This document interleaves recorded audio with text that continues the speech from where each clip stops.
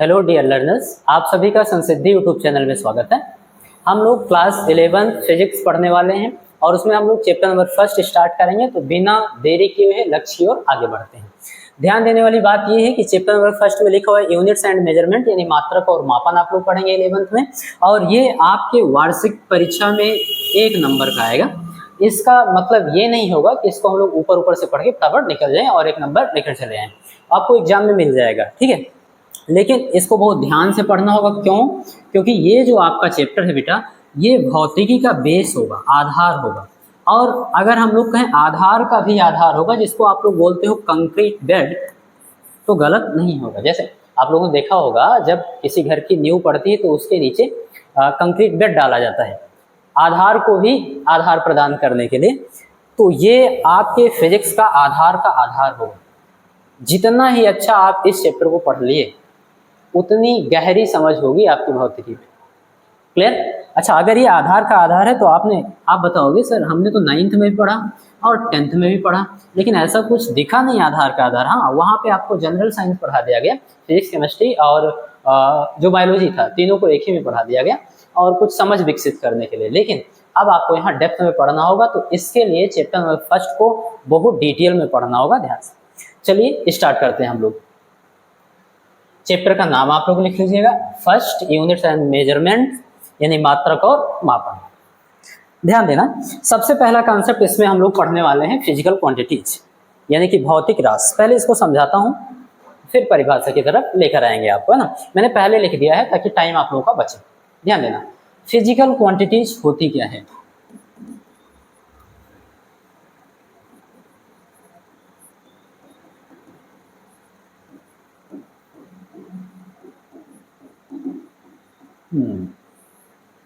भौतिक राशि, हिंदी में बोलते हैं बेटा इसको भौतिक राशियां या फिर भौतिक राशि। चलो समझते हैं क्या होता है। ध्यान देना, फिजिक्स में जिन राशियों का हम लोग मापन करेंगे, जिनको संख्यात्मक मान में लिखेंगे, जिनके विषय में पढ़ेंगे, वही सब क्या होगी, भौतिक राशि होंगी। लेकिन इनको ढंग से समझना होगा कि भौतिक राशि किसको बोलेंगे। जैसे आप लिखते हैं लंबाई, चलो इसके बारे में समझते हैं। आपसे कोई पूछे कि भैया ये जो बोर्ड लगा हुआ है, या मान लीजिए ये कोई लाइन है, इसकी लंबाई बताइए कितनी होगी। बात समझ आ रही है? कोई लाइन खींच दी गई, कहा गया कि इसकी लंबाई कितनी होगी। आप फटाफट क्या करेंगे, अपना स्केल उठाएंगे, जो भी पैमाना आपके पास होगा उसको यहाँ पर रखेंगे 0 पर, और यहाँ से मेजर करते हुए ऐसे चले जाएंगे और बताएंगे भैया यहाँ पर 14 था, 14 के बाद 1 2, मतलब 14.2 बोल सकते हैं। अगर ये सेंटीमीटर का यूनिट है तो सेंटीमीटर। मैंने बता दिया कि भैया ये 14.2 सेंटीमीटर इस लाइन की लंबाई है। इसका मतलब हो गया कि लंबाई को आप क्या कर रहे हो, माप रहे हो। ठीक है, बढ़िया। उसके बाद इसको आप ये भी लिख दिया 14.2 सेंटीमीटर, यानी संख्यात्मक मान में भी लिख रहे हो, जिसको आंकिक मान भी बोलते हैं। अभी आपको बहुत अच्छे ढंग से समझ में आएगा, एग्जाम्पल ले चलते हैं। ठीक है, संख्यात्मक मान भी हो गया। उसके बाद अगर मैं कहूँ कि भैया यहाँ पर दीवार है, ऐसे आप सपोज कर लीजिएगा कि ये कोई वॉल है, यानी कि दीवार है, ठीक है, और आप यहाँ पर खड़े हुए हैं।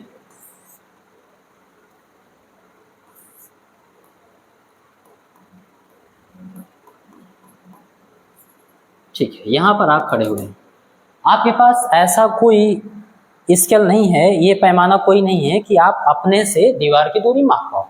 ठीक है, तो फिर आपको कहा जाता है कि आप अपने स्थान से और इस दीवार तक की डिस्टेंस को बताइए कि कितना होगा, ये दूरी कितनी होगी।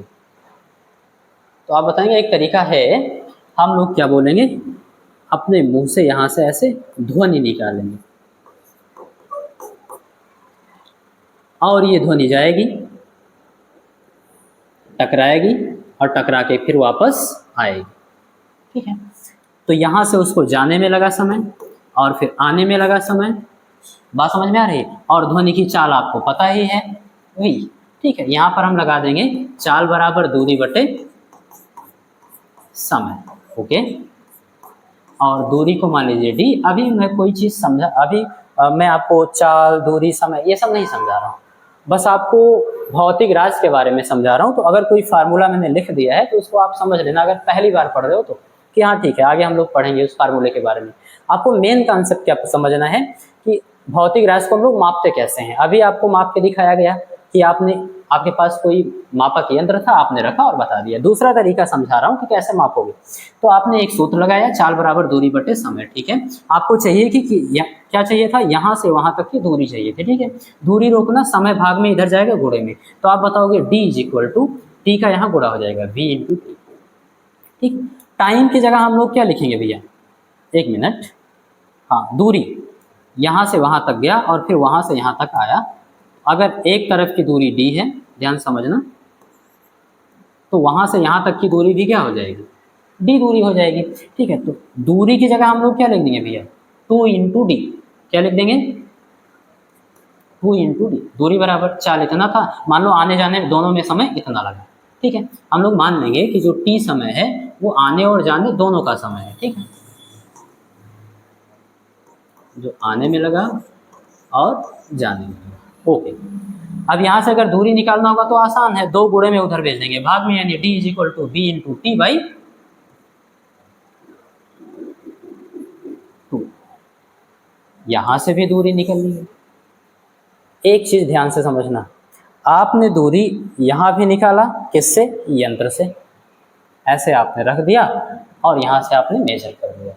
आपके पास वहां पर कोई यंत्र नहीं था, आपको अनुमान से बताना था कि कितना होगा, या फिर कोई ऐसी विधि आपके पास हो जिससे आप बता सको कि वहां से यहाँ तक की दूरी कितनी होगी, आपने बता दिया। कैसे बताया, आपने मान लिया कि यहाँ से जाने में d दूरी तय करेगा तो उतनी ही दूरी आएगा तब भी होगा, d दूरी होगा। तो दूरी की जगह आपने 2d रख दिया, दूरी बराबर चाल गुणे समय का फार्मूला लगा दिया, चाल ध्वनि का v था और टाइम आपने मान लिया जाने और आने में t समय लगा ये। तो यहाँ से भी आपने दूरी बता दिया।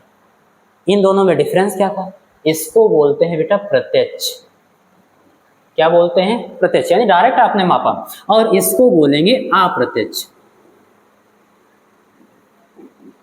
इसको भी आपने मापा लेकिन अप्रत्यक्ष रूप से मापा। बात समझ में आई। तो एक भौतिक राशि थी लंबाई, पहली चीज तो उसको माप पाओ, ठीक है, माप लिया। फिर उसको संख्यात्मक रूप में भी लिख पाओ, लिख दिया। अच्छा, मापने का तरीका क्या होगा, 2 प्रकार का है। कैसे कैसे, तो आप बताओगे हम लोग प्रत्यक्ष रूप से भी माप सकते हैं और अप्रत्यक्ष रूप से भी माप सकते हैं। तो चाहे प्रत्यक्ष रूप से मापे चाहे अप्रत्यक्ष रूप से मापे, मैंने दोनों का एग्जाम्पल आपको पहले बता दिया। इस वाले को प्रत्यक्ष बोलेंगे, इस वाले को अप्रत्यक्ष बोलेंगे। तो कोई भौतिक राशि है और उसको भौतिक राशि हम लोग तब बोलेंगे जब उसको माप पाए, ठीक है। भौतिक घटना से संबंधित होगी उसको मापा जाएगा, किस प्रकार से, या तो प्रत्यक्ष रूप से या तो अप्रत्यक्ष रूप से, ओके। उसके बाद उसको हम लोग संख्यात्मक मान में भी व्यक्त करेंगे। भैया 14.2 सेंटीमीटर था, 15 था, 20 था, और अगर ये सब है तो उसको हम लोग क्या बोलेंगे, भौतिक राशि। क्या बोलेंगे बेटा, भौतिक राशि। यहाँ पर समझना, देखो परिभाषा वही लिखी हुई है फिजिकल क्वांटिटीज में। भैया वह सभी राशियां, कौन कौन सी, जो भौतिक घटना से संबंधित हो, ठीक है, जिन्हें प्रत्यक्ष या अप्रत्यक्ष रूप से मापा जा सके। इसका भी एक्सप्लेनेशन मैंने आपको दे दिया, प्रत्यक्ष क्या होगा, अप्रत्यक्ष क्या होगा। जिसे आंकिक रूप में व्यक्त किया सके, वही संख्यात्मक रूप में व्यक्त किया सके। इन सबको अगर ये सब मानक पूरा कर रहा है तो उसको हम लोग क्या बोल देंगे भैया, भौतिक राशि। अगर आपसे कोई एग्जाम्पल पूछता है कि बताओ, तो आप बताओगे, लिख लो, जैसे लंबाई, अभी हम लोगों ने लंबाई लिया था, ओके, द्रव्यमान, ऐसे बहुत सारी भौतिक राशियां हैं, बल, चाल, समय, ताप, ऐसे बहुत सारी हैं, लिख देना इत्यादि। कितना लिखोगे एग्जाम्पल। अच्छा, अभी भी परिभाषा क्लियर नहीं हुआ तो एक एग्जाम्पल ले रहे हैं, और विशेष करके आप लोग लिख देना या फिर ऐसे हेडिंग में। मैं कुछ राशियां लिख रहा हूं जो आप दैनिक जीवन में उपयोग करते हो, जैसे प्रेम, घृणा, क्रोध, दुख, उत्साह, ऐसे इत्यादि। ध्यान से समझना। मैंने कुछ लिखा है प्रेम। आपसे कोई पूछे कि भैया आप हमको कितना मोहाते हो, जैसे छोटे बच्चों से पूछो, छोटे बच्चों से उसके पापा पूछते हैं कि आप हमको कितना मोहाते हो, कितना प्रेम करते हो, क्या बताता है? इतना। आप उससे नंबर में पूछोगे नहीं बता पाएगा। क्यों? क्योंकि उसको मापा नहीं जा सकता। इसका मतलब है प्रेम भौतिक रास नहीं होगा। आप बोलते हो कि हमको उससे घृणा है, आपसे पूछा है कितनी घृणा है, ज्यादा ज्यादा आप बता दोगे इतना घृणा है, बहुत ज्यादा है। लेकिन आपसे पूछा जाए कि उसको संख्यात्मक रूप में व्यक्त करिए कि कितना घृणा है, माप के बताइए, तो आप नहीं बता पाएंगे। इसका मतलब आप घृणा को माप नहीं सकते। ये सब आपके दैनिक जीवन में होता है डेली, तो आपको लग सकता है कि भौतिक रास है, लेकिन ये भौतिक रास नहीं होगा। क्रोध, कितना गुस्सा आता है नहीं पता, दुख कितना है नहीं पता, उत्साह कितनी है नहीं पता। बात समझ आ रही है? क्योंकि आप इसको माप नहीं सकते, तो आप बताओगे इत्यादि भौतिक रास नहीं है।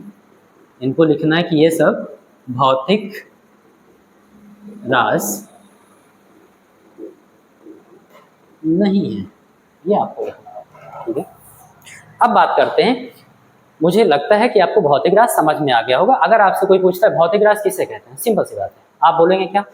सबसे पहले बताएंगे वह किसी भौतिक घटना से संबंधित है। ओके। दूसरा, आप बताएंगे उसको हम लोग प्रत्यक्ष या अप्रत्यक्ष रूप से माप सकें। और मैंने आपको दोनों चीज समझा दिया है कि प्रत्यक्ष और अप्रत्यक्ष क्या होता है। ठीक है। उसके बाद आप बताएंगे उसको संख्यात्मक रूप में भी व्यक्त कर पाएं। और अगर ये तीनों को पालन कर रहा है, ये तीनों प्रतिबंधों को पालन कर रहा है, तो उसको हम लोग भौतिक रास बोलते हैं। क्लियर है? एग्जाम्पल के लिए मैंने लिख दिया। अच्छा, ये सब भौतिक रास नहीं होंगे, ये भी आप समझ लिए, तो मुझे लगता है बेहतर ढंग से परिभाषा आपको समझ में आई होगी। अब एक चीज समझना है, अगर कोई चीज बनता है तो किसी न किसी चीज से मिलकर बनता है, और जिन चीजों से वो मिलकर बनता है उसको हम लोग उसका अवयव बोलते हैं या फिर घटक बोलते हैं। उसको अवयव बोलते हैं या फिर घटक बोलते हैं। समझना कैसे? जैसे आपके पास मान लीजिए कोई पेन है, ठीक है, आपके पास कोई पेन होगा,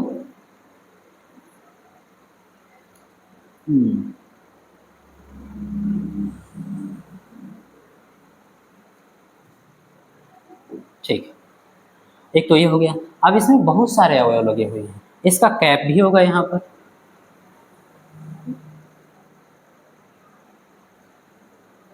ठीक है, ये इसमें लगाने के लिए, ऐसे बहुत सारी, इसके अंदर रिफिल भी होगी। बात समझ में आ रही है? जिससे आप लिख पा रहे हो, जिसके अंदर स्याही भरी होगी, इंक होगा जिससे आप लिख पा रहे हो। तो भैया इंक हो गया इसका, जिसको आप बोलते हो स्याही। कैप हो गया जिसको आप टोपी भी बोल सकते हो इसका। बाहरी आवरण हो जाएगा।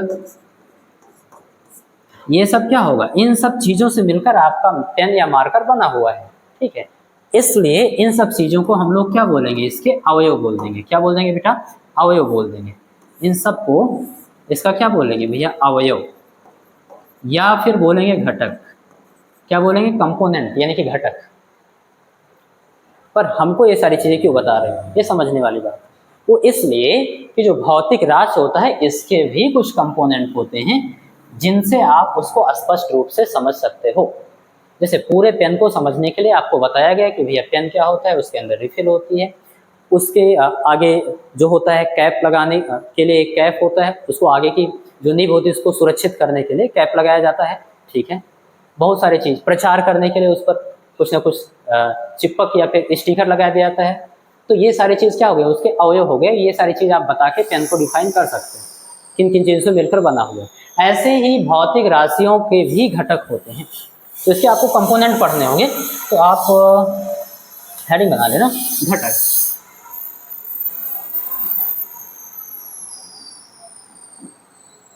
भौतिक राशियों के घटक।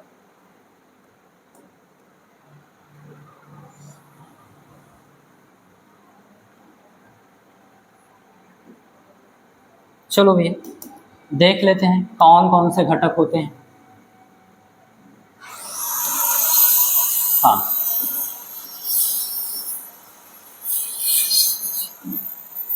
चलो ध्यान देना। अगर हम बात करें कोई भौतिक राशि है हमारे पास जिसको हम Q से लिख रहे हैं, ठीक है, और न्यूमेरिकल वैल्यू को n से लिख दे रहे हैं और यूनिट को U से लिख दे रहे हैं, और इन दोनों का जो गुणनफल होता है वो भौतिक राशि को व्यक्त करता है। यानी न्यूमेरिकल वैल्यू और यूनिट क्या होगा, इसका कंपोनेंट यानी घटक हो जाएगा। और इन दोनों का जो गुणनफल होता है ये भी याद रखना, ये सदैव कांस्टेंट होता है, यानी उसकी मात्रा क्या होगी, कांस्टेंट होगी। अभी एक एक चीज करके समझा रहे हैं, एक एक चीज समझा रहे हैं, ध्यान से समझना बेटा। इसको आप बंद कर लो, फटाक से सुरक्षित कर लो। हाँ, अब अगर आपसे कोई पूछे कि भैया क्यू क्या है, क्योंकि अभी मैं बता रहा हूँ आपको याद है, बाद में आप भूल सकते हो, इसलिए यहीं पर लिख लेना कि जब बात होगी क्यू की तो हम बोलेंगे कि भैया ये जो है ये फिजिकल क्वांटिटीज है।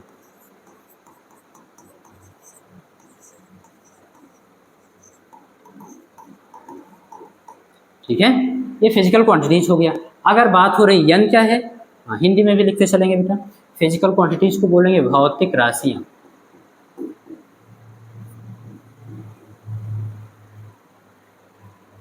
क्वांटिटी लिख लेना,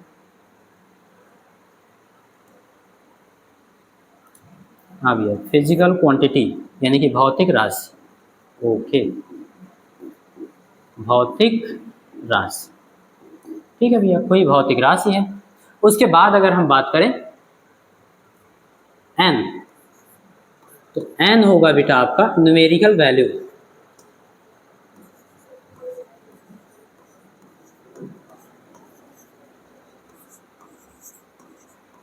जिसको बोलेंगे संख्यात्मक मान या फिर आंकिक मान, आंकिक मान। ओके, ये भी समझ आ रहा होगा। उसके बाद बात करते हैं यू क्या है, तो आप बताएंगे सर ये यूनिट होगा, इसको बोलते हैं मात्रक या फिर इकाई। ठीक है, तीनों चीज समझ आ गया कि ये भौतिक राशि है, और कोई भी भौतिक राशि को व्यक्त करना है तो किसके बराबर होगी, तो न्यूमेरिकल वैल्यू और यूनिट के गुणनफल के बराबर होगी। मैं एग्जांपल लेता हूं, और इन दोनों का गुणनफल कांस्टेंट होगा। हाँ, कोई भी चीज एग्जांपल से बेहतर समझ में आती है, तो एक उदाहरण लेकर आपको समझाता हूँ कि भौतिक राशि के दो कंपोनेंट होते हैं, कम से कम दो, आगे और चीजें आप समझोगे। तो अभी तो आपको यही पढ़ना है कि कम से कम दो कंपोनेंट होते हैं, उसको व्यक्त करने के लिए कम से कम दो चीजों की जरूरत होगी समझाने के लिए। जैसे आप किसी दुकान पे गए, क्लियर, और दुकानदार से बोल रहे हैं, मान लीजिए सब्जी खरीदने चले गए, और उससे आप बोल रहे हो कि भैया हमको किलोग्राम आलू दे दो। कितना आलू दे दो, किलोग्राम आलू दे दो। वो आपको देखेगा, दो तीन बार पूछ सकता है क्या कह रहे हो, क्या चाहिए आपको, आप बता दिए किलोग्राम आलू। पहले थोड़ी देर देखेगा, फिर कहेगा आप भैया हट जाओ, आपको शाम को दे देंगे, पहले इन लोगों को निपटा दें। आप कुछ अजीब चीज मांग रहे हो, ठीक है। अच्छा, मान लीजिए आपका दोस्त किसी किराना की दुकान पे गया और वो कह रहा है कि भैया हमको 500 ग्राम गुड़ दे दो, 500 ग्राम गुड़ दे दो, उसको मिल जाएगा तुरंत आराम से। आप जाके उससे बोलो कि हमको 500 ग्राम, हमको 500 दे दो, 500 कोई भी चीज मांग लो आप, है ना, ऐसे दे दो, तो कंफ्यूज हो जाएगा फिर कि 500 क्या, भाई गुड़ तो गिनती करके बेचता नहीं है ना, तो सोच रहा होगा कि कुछ ना कुछ यहाँ पे मिसिंग है और यहाँ पे कुछ ना कुछ गायब है, तो इन दोनों को तो नहीं मिलेगा भैया, इसको मिल जाएगा। अब आप जानते हो क्यों ऐसा हो रहा है, क्यों, क्योंकि यहाँ पर आपने न्यूमेरिकल वैल्यू गायब किया, एन, आपने मात्रक बताया, किलोग्राम क्या है, मात्रक, यूनिट है, आपने बता दिया कि किलोग्राम आलू चाहिए, लेकिन आपने मिस क्या किया, आंकिक मान, आपने ये नहीं बताया उसको, इसलिए वो आपके भौतिक राशि को समझ ही नहीं पा रहा है कि कितना देना है, उसकी मात्रा को समझ ही नहीं पा रहा है। इसका मतलब हुआ कि अगर इन दोनों का गुणनफल कराएंगे तभी हमको निश्चित मात्रा का बोध होगा, निश्चित मात्रा का ज्ञान होगा। इसलिए यही एक चीज और लिख लो कि भैया एन इंटू यू, इन दोनों का जो गुणनफल होता है उसको बोलते हैं मैग्नीट्यूड।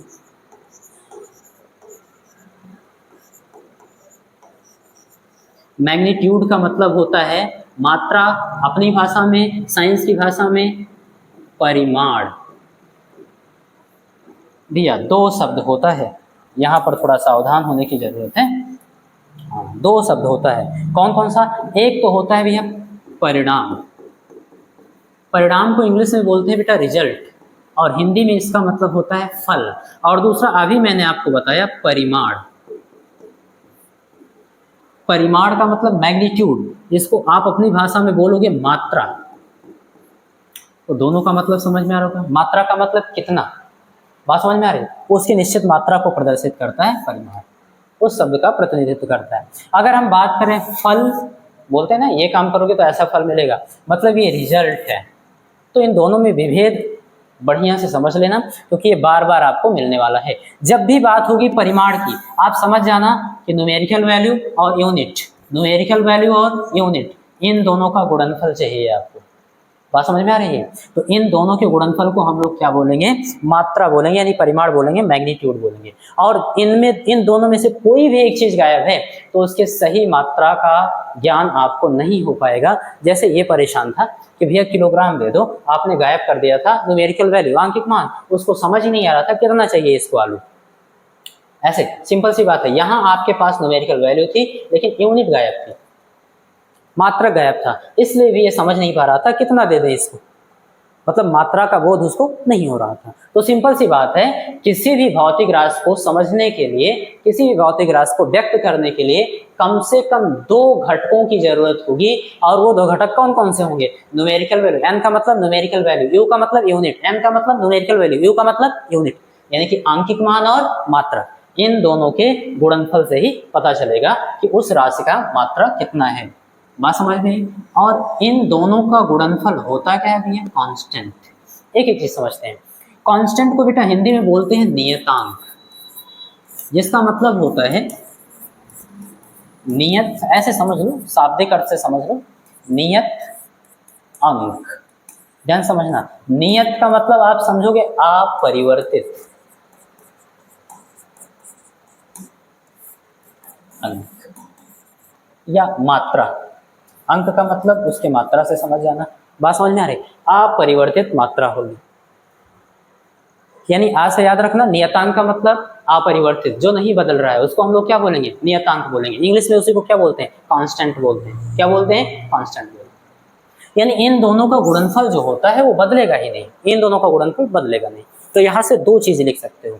एक ध्यान देना, n इंटू यू बराबर कांस्टेंट। भैया मान लो n इंटू यू बराबर क्या है? कांस्टेंट है। कोई भी चीज होगा निश्चित मात्रा होगा, ओके, उसका मतलब समझ गए हो। जैसे मान लो x है या कोई भी चीज है, हो गया, कांस्टेंट को c से ही लिख लो, ठीक।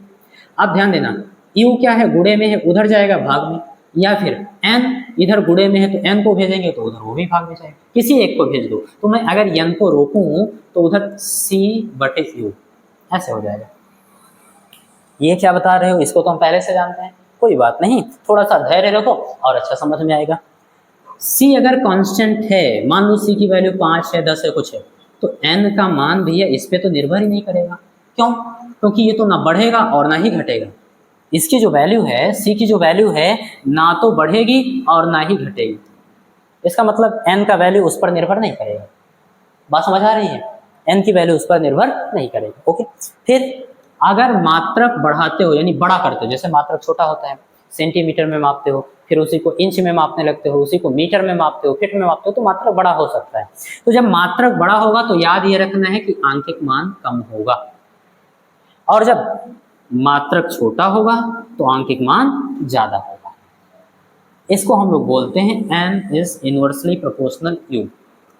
हिंदी में बोलेंगे क्या बेटा? ध्यान से समझना, जो n है वो u के व्युत क्रमानुपाती है, जो n है वो u के व्युत क्रमानुपाती है। इस चीज को पहले हम लोग फटाफट समझ लें, पहले इसको लिख लें यहाँ पर, फिर समझाते हैं। देखो भैया, तो इसी को आप ऐसे भी लिख सकते हो अथवा करके कि जो n होगा वो u के व्युत क्रमानुपाती होगा। अभी इसका लाभ भी बता रहे हैं। इसका लाभ क्या है भैया? क्योंकि अगर किसी चीज से हमको कोई लाभ नहीं होता तो मन नहीं करता पढ़ने का कि क्यों ऐसे पढ़ रहे हैं ना। सबसे पहले तो हमको समझना है ये साइन, ये क्या है? तो याद ये रखना है, इसको बोलते हैं इसको बोलते हैं अनुपातिक चिन्ह, ठीक है। ये क्या होगा बेटा? अनुपातिक साइन होगा। इंग्लिश में बोलते हैं प्रोपोर्शनल। क्या बोलेंगे? प्रोपोर्शनल, ठीक है। इसका मतलब क्या होता है? तो इसका जो मतलब होता है बेटा, आज ही कॉपी में लिख लो अगर नहीं समझ में आ रहा है, क्योंकि पूरे साल यूज करना है इसको। और मुझे लगता है आपने 9th में भी यूज किया होगा, जब आप सार्वत्रिक गुरुत्वाकर्षण का नियम पढ़ रहे होंगे कि भैया दो पिंडों के बीच का जो बल होगा उन दोनों पिंडों के द्रव्यमानों के गुणनफल के समानुपाती तथा बीच की दूरी के वर्ग के व्युत्क्रमानुपाती होगा। दोनों नियमों को मिलाकर ऐसे लिखने होंगे, ये चिन्ह आपको मिला होगा 9th में। हो सकता है आपको कम समझ में आया हो कि इसका मतलब क्या है ना, और कम ही समझ में आता है 9th में, उतना अच्छा बौद्धिक स्तर नहीं होता है, कोई बात नहीं। तो हम लोग समझ लेते हैं कि इसका मतलब क्या होता है। तो इसका मतलब केवल आप एक ही चीज याद रखेंगे, निर्भरता, कि भैया निर्भर करती है। अभी भी नहीं समझ में आया, कोई बात नहीं, थोड़ा सा धैर्य रखो। मान लीजिए आपके पास कोई भौतिक राशि है, ओके, Q1 का मतलब पहली भौतिक राशि है, ठीक है। कोई दूसरी भौतिक राशि Q2, ओके, और बीच में ऐसा सिंबल लग गया, इसका मतलब है कि जो पहली भौतिक राशि है वो दूसरी भौतिक राशि के प्रोपोर्शनल है, यानी कि निर्भर कर रही है। पहली भौतिक राशि दूसरी भौतिक राशि पर क्या कर रही है, निर्भर, ओके। इसका मतलब क्या हुआ, इसका मतलब यही हुआ कि अगर दूसरी भौतिक राशि बढ़ेगी तो पहली भौतिक राशि भी बढ़ेगी, दूसरी भौतिक राशि घटेगी तो पहली भौतिक राशि भी घटेगी, ओके। एग्जाम्पल ले सकते हो यार, मान लीजिए आप कोई दुकान चलाते हो, ठीक है, आप कोई दुकान चलाते हो तो आपकी जो इनकम है वो प्रोपोर्शनल है नंबर ऑफ कस्टमर। तो ये उपभोक्ता के क्या है, प्रोपोर्शनल है, यानी कि अनुपातिक है। और किस प्रकार से, अभी समझा रहा हूँ, उसका प्रकार भी बता रहा हूँ कितने टाइप का हो सकता है। अभी तो पहला वाला समझो, आपका जो इनकम है यानी आय है, कितना आपके पास पैसा आएगा, वो किस पर निर्भर है। तो आप बताओगे भैया कस्टमर पर, नंबर ऑफ कस्टमर, जितना नंबर ऑफ कस्टमर आएगा उसी पर ये निर्भर है, उतना ही ज्यादा क्या होगा, बढ़ेगा। तो आपके इनकम की निर्भरता किस पर हुई, नंबर ऑफ कस्टमर। इसका मतलब ये पहली राशि हो गई, वो दूसरी राशि हो गई। अगर नंबर ऑफ कस्टमर बढ़ते हैं तो इनकम बढ़ेगा, नंबर ऑफ कस्टमर घटते हैं तो इनकम क्या होगा, घटेगा। ये बात समझ आ रही, आनी तो चाहिए, ठीक है। तो सेम ऐसे मैंने इसको Q1 लिख दिया, उसको Q2 लिख दिया, यानी क्वांटिटी फर्स्ट है और क्वांटिटी सेकंड है, तो समझ तो आ ही रहा होगा, ओके। एक प्रकार और हो सकता है, मान लो आपके पास दोस्त ज़्यादा हैं, आपके पास बहुत सारे दोस्त हैं, तो भैया ध्यान देना, आपका जो मान लीजिए इनकम है वो आपके नंबर ऑफ फ्रेंड्स के उल्टा निर्भर करेगा। समझा रहा हूँ, ध्यान समझना। उल्टा कैसे कर दिया गया, पहले तो ये समझ लो, फिर एग्जाम्पल समझना। हाँ देखो भैया, निर्भरता इस प्रकार की भी हो सकती है और निर्भरता इस प्रकार की भी हो सकती है कि एक राशि अंश में हो और दूसरी राशि हर में है। देखो यहाँ पर Q1 और Q2 दोनों अंश में थे, यहाँ पर एक अंश में है दूसरा हर में है, ठीक है। फिर इसमें क्या अंतर है, देखो ये Q2 था, इसको उल्टा कर दिया, 1/Q2 कर दिया। अब जो Q1 होगा, यहाँ पर Q1 Q2 पर डायरेक्ट निर्भर करता था समान रूप से, ठीक है। यहाँ Q1 जो है Q2 पर उल्टा निर्भर कर रहा है, आपने व्युत्क्रम कर दिया। कैसे, इसका मतलब ये हुआ जब Q2 बढ़ेगा तो Q2 से एक को भाग करोगे तो जो रिजल्ट आएगा वो Q1 के लिए होगा, तो Q1 घटेगा। सिंपल सी बात है, बड़ी संख्या से भाग करोगे तो Q2 क्या होगा, ये इसकी मात्रा आएगी और ये क्या हो जाएगा, कम हो जाएगा। समझ आ रहा है, हाँ। अगर Q2 घट रहा है यानी इसका मान कम हो रहा है, तो कम वाली संख्या से भाग करोगे तो जो रिजल्ट आएगा वो इसके लिए आएगा, तो ये बढ़ जाएगा। सिंपल सी बात है, अगर हम 10 को 2 से भाग करें तो रिजल्ट 5 आएगा, अगर हम 10 को 5 से भाग कर दें तो रिजल्ट 2 आएगा। जब देखो हर ज़्यादा था तो अंश क्या हो गया, जो रिजल्ट आया वो कम हो गया। और यहाँ पर देखना बेटा, हर अगर कम था तो जो रिजल्ट आया वो ज़्यादा हो गया, तो उल्टा निर्भरता हुआ कि नहीं हुआ। तो इसी को दो नामों से जानते हैं बेटा विज्ञान की भाषा में, इसको बोलते हैं, इस वाले प्रोपोर्शनल को बोलते हैं बेटा समानुपाती। क्या बोलते हैं, समानुपाती, या फिर इसी को बोलते हैं बेटा अनुक्रमानुपाती। क्या बोलेंगे, अनुक्रमानुपाती। और इंग्लिश में बेटा बोलते हैं डायरेक्टली प्रोपोर्शनल। समझना, डायरेक्टली प्रोपोर्शनल, समान रूप से वृद्धि होगा, इसमें वृद्धि होगा तो इसमें वृद्धि होगा, इसमें कमी होगा तो इसमें कमी होगा। बात समझ में आ रही, इसीलिए समानुपाती बोलते हैं। निर्भरता तो है लेकिन समानुपाती, क्लियर है। इसी को अनुक्रमानुपाती भी बोलते हैं कि अनुकूल है।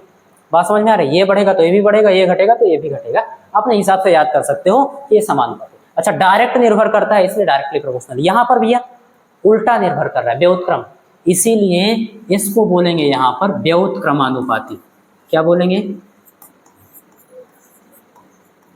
भैया? बोलेंगे व्युत्क्रमानुपाती। याद ये रहे, इसको समानुपाती या अनुक्रमानुपाती बोलो, इसको आप क्या बोलोगे? व्युत्क्रमानुपाती। इंग्लिश में व्युत्क्रम को इनवर्स बोलते हैं, तो इसीलिए बोलते हैं इनवर्सली प्रोपोर्शनल। ध्यान समझना, Q1 Q2 के समानुपाती है, Q1 Q2 के अनुक्रमानुपाती है, सही हो गया। Q1 Q2 के व्युत्क्रमानुपाती है, ठीक है। Q1 Q2 के इनवर्सली प्रोपोर्शनल होगा। बात समझ में आ रही है? ये भी समझ आ गया। तो यहाँ पर भी एग्जाम्पल भी आप समझ लो भैया, आपका जो इनकम था, आय था, यानी जो नेट आय था, जो आपके पास पैसा बच रहा था, उसकी बात हो रही है, वो इनवर्सली प्रोपोर्शनल है, यानी उल्टा निर्भर करती है किससे? नंबर ऑफ फ्रेंड्स से। क्यों? क्योंकि आपके पास नंबर ऑफ फ्रेंड्स हैं, ज्यादा हैं, तो खर्चा आपका ज्यादा कराएंगे, और अगर ज्यादा खर्चा कराएंगे भैया तो होगा क्या? आपका जो नेट आय है, जो इनकम है, जो बच रहा है, वो कम हो जाएगा। अगर आपके पास एक दो गिने चुने अच्छे दोस्त हैं तो आपके पास खर्चे कम होंगे, और खर्चे अगर कम होंगे तो नेट आय क्या होगा? बढ़ जाएगा। ये एक प्रकार का एग्जाम्पल था, किसी के भी भावनाओं को आहत करने का कोई उद्देश्य नहीं है। अगर आपके दोस्त अच्छे हैं तो अच्छे हैं, बात समझ आ रही है। लेकिन मुझे लगता है आपको ये कॉन्सेप्ट समझना जरूरी है। देखो, दोनों जगह सिंबल एक ही है, संकेत एक ही है, क्या है? अनुपातिक। इसका मतलब क्या होता है? निर्भरता। पहली राशि दूसरी राशि पर निर्भर कर रही, ठीक है। यहाँ भी पहली राशि दूसरी राशि पर निर्भर कर रही, ठीक है। लेकिन कुछ अंतर दिख रहा होगा, यहाँ दोनों अंश में है, यहाँ एक अंश में, दूसरा हर में, यानी ये डायरेक्ट निर्भर कर रहा है तो डायरेक्टली प्रोपोर्शनल। समानुपातिक, समानुपाती या फिर अनुक्रमानुपाती, ठीक है। यहाँ उल्टा निर्भर कर रहा है तो इसको क्या बोलेंगे? व्युत्क्रमानुपाती या फिर इनवर्सली प्रोपोर्शनल। मुझे लगता है आपको समझ में आ गया होगा, और अगर नहीं समझ में आ रहा है तो बैक करके फिर से देख लेना, है ना। बार बार एक ही चीज समझने का कोई मतलब नहीं। तो अगर इतनी चीजें समझ में आ गई तब तो ये पहले समझ में आ गया होगा। हाँ, क्या? n into u is equal to constant था, ठीक है, यानी ये तो बदलेगा नहीं। हाँ, किसको रोका मैंने? यन को। यू गुणे में उधर जाएगा भाग में, इतना तो आप जानते ही हो, c बटे यू हो जाएगा। अब जब ये बदल ही नहीं रहा है, जैसे इसकी वैल्यू बदलेगी ही नहीं, जैसे मैंने आपको लिखा था कि भैया 10/5 हो या फिर 10/2 हो, तो जो भी रिजल्ट आ रहा है, जो भी रिजल्ट आ रहा है, वो 10 पर तो निर्भर ही नहीं कर रहा ना। इस पर कहाँ निर्भर कर रहा है? वो तो हर पर निर्भर कर रहा है ना। ये ज्यादा है कि कम है, इस पर निर्भर कर रहा है। अगर ये ज्यादा है तो ये कम होगा, ये कम है तो ये ज्यादा होगा। बात समझ आ रही है? ये चीज है। तो वही चीज मैं आपको समझा रहा हूँ कि इस पर तो निर्भर करेगा नहीं, तो इसलिए आप डायरेक्ट बता सकते हो n जो होगा वो इनवर्सली प्रोपोर्शनल होगा u पर। समझ में आ रहा होगा? इसका मतलब है कि मात्रक बड़ा होगा तो न्यूमेरिकल वैल्यू कम, और मात्रक छोटा होगा तो न्यूमेरिकल वैल्यू ज्यादा। अब भैया इस चीज को समझने के लिए ना हम लोग को एक उदाहरण लेना चाहिए, तब ज्यादा बढ़िया समझ में आएगा, है ना। देखो, ले लेते हैं, ध्यान समझना। जैसे आप सभी जानते हो कि भैया 1000 मीटर ओके बराबर होता है 1 किलोमीटर। हाँ, समझ आ रहा है? ओके, आपने किया क्या? ये बराबर का चिन्ह बता रहा है कि दोनों राशि बराबर है, ठीक है। आपने किया क्या है? बस इस राशि को एक पद्धति से दूसरे पद्धति में बदल दिया है, यानी भैया इसका मात्रक जो मीटर है वो किसी एक पद्धति में है। ये फर्स्ट सिस्टम इसको बोलेंगे। अभी समझा रहा हूँ सिस्टम क्या होता है, थोड़ा सा धैर्य रखो। इसको बोल देंगे सेकंड सिस्टम। भाई आप लोगों ने कोई व्यवस्था बना रखी तो उसको पद्धति बोल देंगे। तो आप लोगों ने एक व्यवस्था बना रखी है दूरी को मापने के लिए मीटर, दूसरी व्यवस्था बना रखी है आपने किलोमीटर, तो पहली पद्धति में ये हो गया, दूसरी पद्धति में ये हो गया, लेकिन दोनों का मान बराबर ही है। और ढंग से समझना चाहो तो ऐसे समझ सकते हो कि भैया यहां पर जो लिखा है 1000, क्या लिखा है? 1000, ये है क्या? न्यूमेरिकल वैल्यू ही तो है। और ये क्या है? ये यूनिट है, ओके। ये क्या है? तो इसको भी बताएंगे न्यूमेरिकल वैल्यू है। और किलोमीटर क्या है? इसको भी बताएंगे भैया ये भी तो यूनिट है, ओके। ठीक है, इन दोनों का गुणनफल हुआ है और ये बराबर है, NU बराबर NU। लेकिन ध्यान देना ये कोई पहला पद्धति है, तो इसलिए अंतर हो दोनों में, क्योंकि n के बराबर तो है नहीं, ये 1000 जो है वो 1 के बराबर तो है नहीं, तो इसको कुछ ना कुछ अंतर स्पष्ट करने के लिए 1 या डैश करके लिखना होगा। क्योंकि ये पहली पद्धति में है तो हम इसको N1 लिख देंगे और इसको U1 लिख देंगे। और ये दूसरी पद्धति में था तो N2 और इसको U2 लिख देंगे। मुझे लगता है आपको समझ में आ रहा हो। और आप देख पा रहे हो इन दोनों का गुणनफल क्या है, उन दोनों के गुणनफल के बराबर है। ऐसे कोई तीसरा होता भैया क्या, N3U3, यानी इसको आप क्या करते हैं, तीसरे पद्धति में बदल देते। बात समझ में आ रही है? जैसे सेंटीमीटर में बदल दिए, इस तरीके से आप बदल सकते हो, कोई दिक्कत नहीं है। तो भैया ये तीसरे पद्धति में इन दोनों के गुणनफल के बराबर होता है, बराबर ही तो आ रहा है, वैल्यू बदल ही नहीं रही है। अच्छा, n और u के गुणनफल को आप क्या बोलते हो, मात्रा, परिमाण बोलते हो। तो ये तो ना तो ज्यादा हो रहा है और ना ही कम हो रहा है। बराबर होने का मतलब क्या हुआ भैया, ना तो ज्यादा हो रहा है ना ही कम हो रहा है। इसका मतलब क्या हुआ, इसका मतलब यही है कि भैया ये अपरिवर्तित है। क्या है बेटा, अपरिवर्तित है। अपरिवर्तित का मतलब वही तो, कांस्टेंट, नहीं बदल रहा, ठीक है। लेकिन हमको समझना ये था, समझ लेते हैं यार, इसमें कौन सी बड़ी बात है। आपको साफ साफ दिख रहा है, आप दिमाग चलाइए। यहाँ बताओ किलोमीटर ज्यादा होता है मीटर, आप झट से बता देंगे किलोमीटर, ठीक है। यानी कि ये U2 बढ़ गया, ध्यान देना। अच्छा, और मीटर क्या होता है, कम, छोटा मात्रक है, ठीक है। लेकिन ध्यान देना, थोड़ा एक बार न्यूमेरिकल वैल्यू से तुलना कराओ। 1000 बड़ा होता है कि 1, आप बताओगे सर 1000, और एक क्या होगा भैया, 1000 की तुलना में तो छोटा ही होगा। थोड़ा ध्यान देना इन दोनों के। इसका यूनिट क्या था, छोटा, न्यूमेरिकल वैल्यू क्या था, बड़ा, क्या बात है। इसका यूनिट क्या था, बड़ा, न्यूमेरिकल वैल्यू क्या है, छोटा। वही चीज तो समझा रहा हूं बेटा।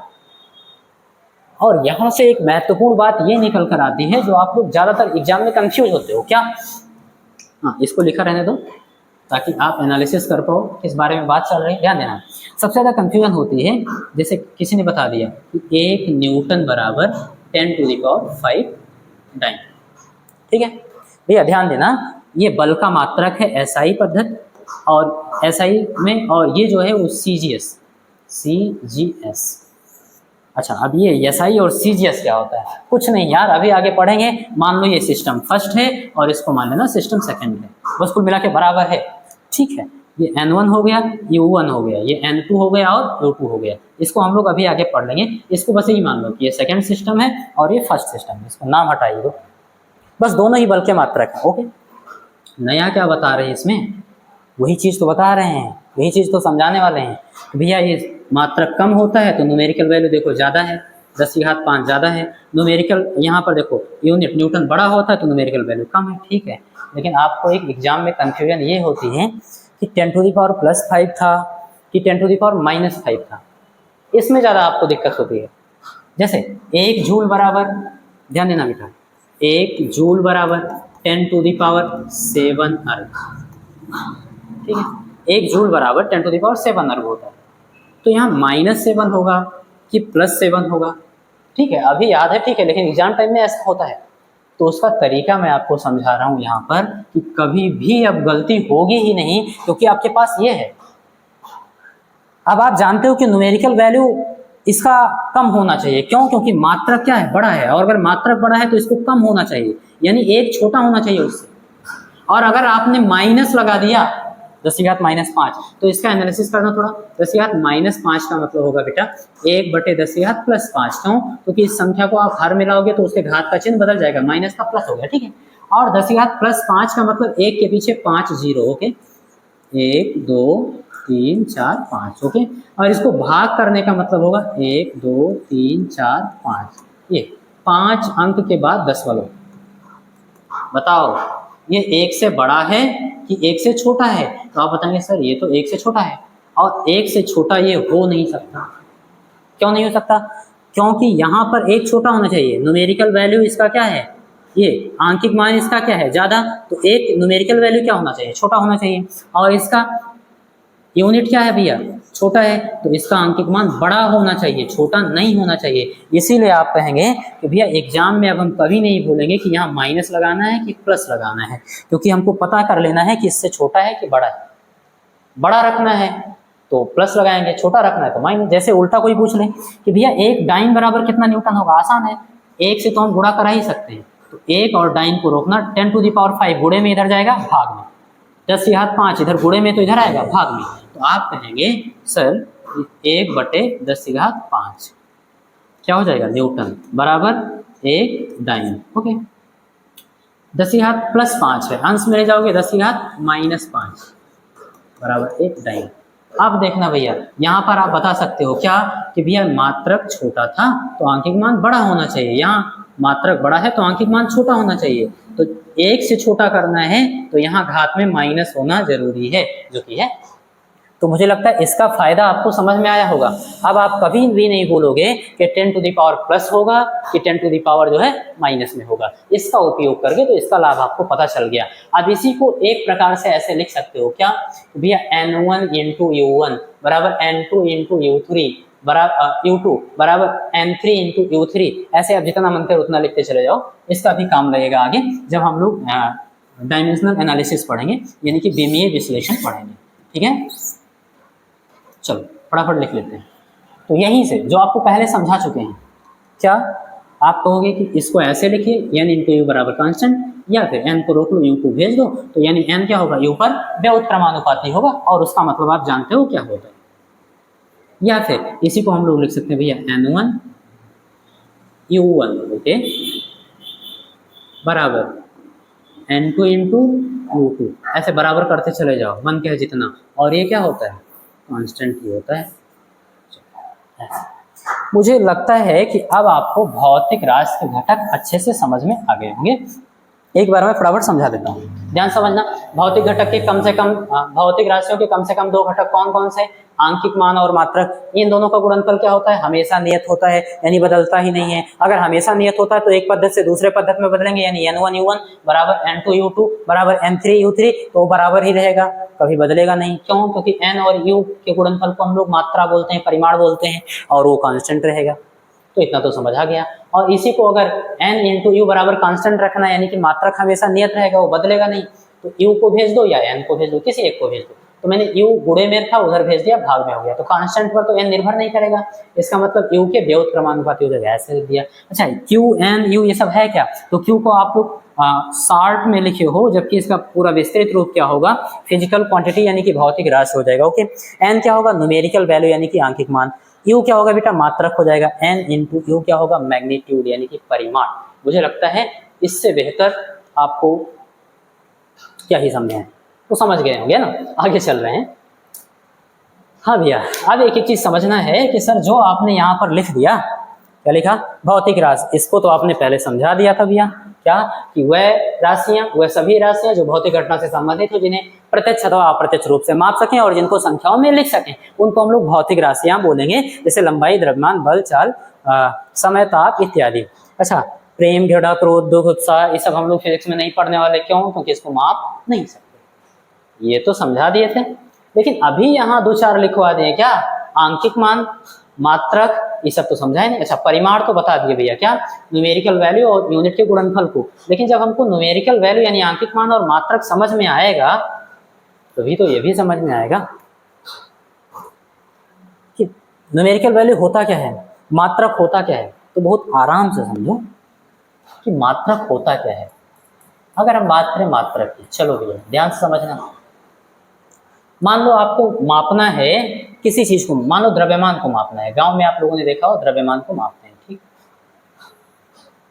देखो मात्रक बनता कैसे, तो पहले आपको निश्चित करना है कि किस राशि का मात्रक बना रहे हो, यानी द्रव्यमान को तौलना है कि लंबाई को मापना है कि टाइम को बताना है, यानी समय कितना हो रहा है उसको मापना है। तो पहले एक राशि निश्चित करनी होगी, तो ये क्या होगा बेटा, आपका राशि। अब जब राशि की बात होगी तो आप समझना भौतिक राशि की बात होगी, क्योंकि हम लोग वही पढ़ेंगे फिजिक्स में, ठीक है। आप पहले क्या सिलेक्ट करोगे, राशि, उसके बाद इसकी एक निश्चित मात्रा, क्या भैया, मात्रा। कौन सी मात्रा, फिक्स हो, निश्चित हो, कितना है, एक निश्चित मात्रा लोगी। जैसे मान लो किसी चीज को तौलना है, आपके पास कुछ है नहीं, तो आप ईंट वगैरह होता है ना, ज्यादातर आप लोगों ने देखा होगा, ईंट उठा के रख दी, तो ईंट क्या हो गई, द्रव्यमान की निश्चित मात्रा हो गई। अब उसे तौलेंगे कि भैया 1 ईंट है कि 2 ईंट है कि 3 ईंट है। अब उसी को आप चाहो तो ईंट बोलो, या फिर इसी मात्रा को कोई एक विशेष नाम दे दो। इसको क्या देंगे हम लोग, विशेष नाम। ध्यान समझना। मान लो उस ईंट को बोल दिया जाए, कुछ भी मान लो, कुछ भी मान लो, हाथी मान लिया गया भैया, क्या मान लिया गया, हाथी मान लिया गया। अब जब हम लोग उस ईंट से किसको तोलेंगे, क्या लंबाई को मापेंगे ना। एक चीज याद रखना, जिस राशि का आपने निश्चित मात्रा लिया है ना, उसी राशि को मापना है, यानी उसी से आप तौलना है, उसी द्रव्यमान से किसी दूसरे द्रव्यमान को तौलना है। तो उसी ईंट से मान लो आपने सब्जी तौला और एक ईंट के बराबर आया, ईंट को आपने क्या नाम दे दिया है, हाथी। तो आप बताओगे एक हाथी हो गया भैया, एक हाथी सब्जी हो गया, 2 हाथी सब्जी हो गया, 3 हाथी सब्जी हो गया। बहुत आसान भाषा में समझना मात्रक होता क्या है।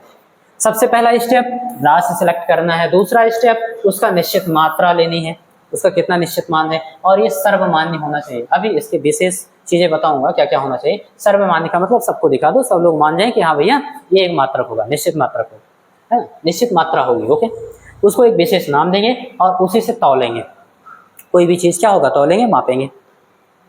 तो हम बता देंगे कि ये जो आपने द्रव्यमान लिया था ना भैया, ये जो आपका हाथी है, ये इसी का क्या है, मात्रक है। क्या है, मात्रक है। अब वैज्ञानिक भाषा में समझना हो, मात्रक किसको बोलेंगे, तो हम बताएंगे किसी भौतिक राशि के निश्चित सर्वमान्य मात्रा।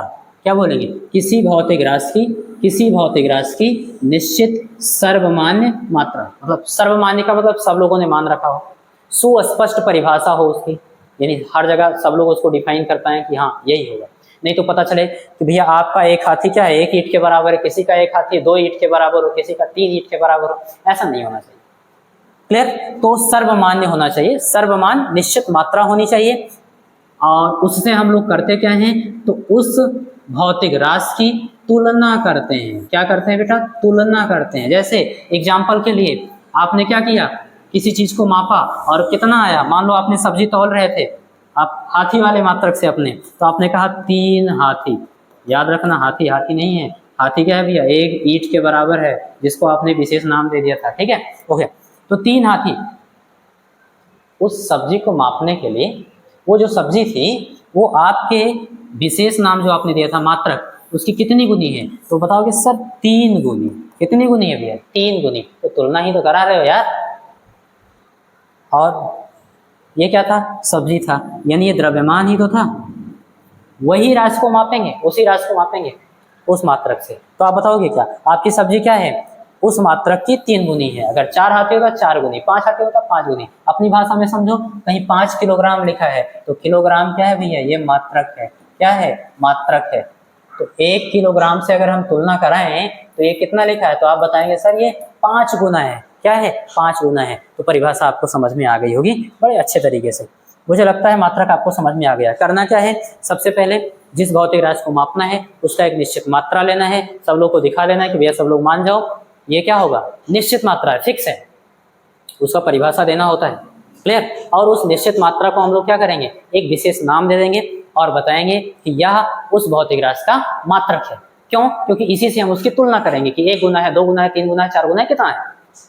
ओके, परिभाषा भी देख लो भैया क्या लिखा है, किसी भौतिक राशि की वह सर्वमान्य निश्चित मात्रा, इसको विशेष ध्यान देना, किसी भौतिक राशि की वह सर्वमान्य निश्चित मात्रा जिससे उसकी तुलना की जाती, मैंने समझा दिया, उसे उस भौतिक राशि का, ये भी ध्यान देने योग्य बात है, उसे उस भौतिक राशि का मात्रक कहते हैं। इसका मतलब ये नहीं है कि निश्चित मात्रा द्रव्यमान का ले लिए और उससे मापने लगे लंबाई, गलत हो जाएगा। आप समझदार हो, इतना तो समझ गए होंगे, मुझे उम्मीद है। आगे चलते हैं। हाँ भैया, आंकिक मान की बात कर लेते हैं कि आंकिक मान क्या होता है, उसको भी समझ लेते हैं, क्योंकि लिखी हुई चीजें आपको कम समझ आएंगी, वो तो आपका टाइम बचाने के लिए था। चलो भैया देख लेते हैं कि आंकिक मान क्या होता है। ठीक है, आपके पास मान लीजिए घर में दरवाजा लगा हुआ है और सबके लगा होता है। ओके,